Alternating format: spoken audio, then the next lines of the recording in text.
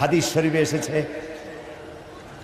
উষ্ট্রের পৃষ্ঠে বসা আল্লাহর নবী, পেছনে বসে গেছেন হযরত যায়েদ বিন উসামা। কুরাইশের নেতারা পায়ে হাঁটতেছে, রাসূলুল্লাহ, হাদিস শরীফে এসেছে, উট যখন মক্কায় প্রবেশ করতেছিল রাসূলুল্লাহ বিনয়ে এত আল্লাহর দরবারে বিনীত হয়ে যাচ্ছিলেন, মাথা নিচু করে, মাথা কোন সময় উটের পিঠের উপরে বাড়ি খাচ্ছিল রাসূলের কপালের সাথে।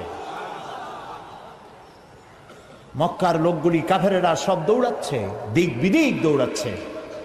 রাসূলুল্লাহ উষ্ট্র পৃষ্ঠে থেকে নামলেন, নজর পড়ল এক বৃদ্ধার দিকে।